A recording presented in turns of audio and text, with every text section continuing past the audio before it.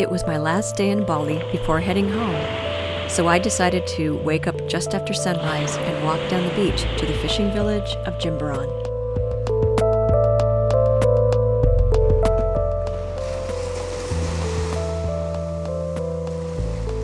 A man was waiting close to the shoreline casting his small net.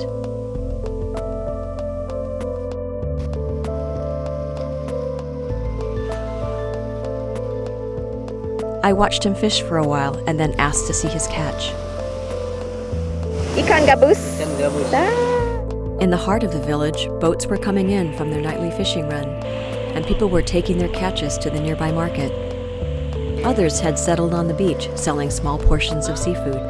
As I was filming them, I heard a commotion behind me and turned around.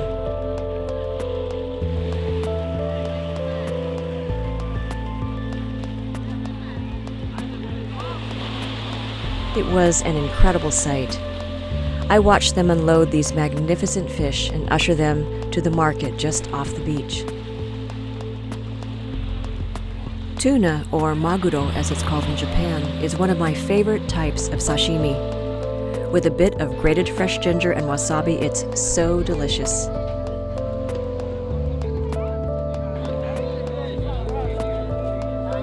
But as I saw boat after boat arrive with more and more yellowfin tuna, I began to feel my stomach sinking. I thought about how on that one morning a variation of this same scene was happening in every coastal community on our planet. And these are the small independent fishermen. What about the massive yields of commercial vessels that sift through the open oceans day after day?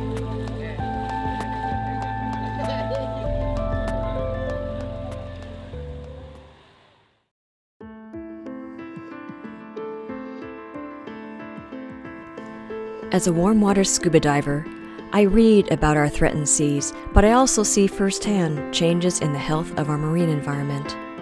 A friend told me that 20 years ago, the blue corner in Palau was swarming with shark.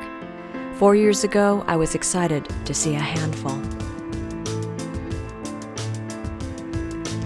Encountering a large school of fish has become more of a novelty, even in the remote waters of places like Indonesia and the Solomon Islands. And when I see the impacts of dynamiting and drift nets, any opportunity to explore pristine coral reef sites is something special that I must never take for granted.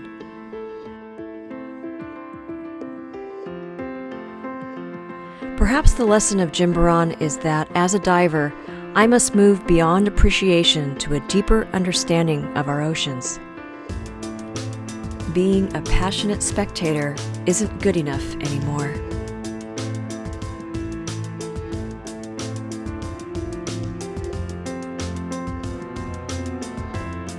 I need to choose an aspect of marine conservation that I care about the most and research it thoroughly, then contribute my energy towards preserving it in some humble way.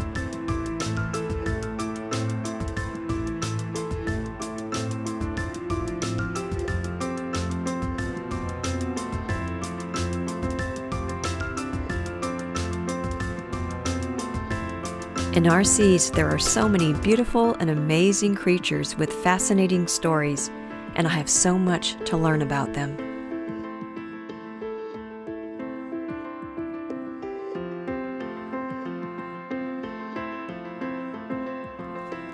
Hopefully, the scenes from that morning in Jimbaran have become a part of my permanent consciousness.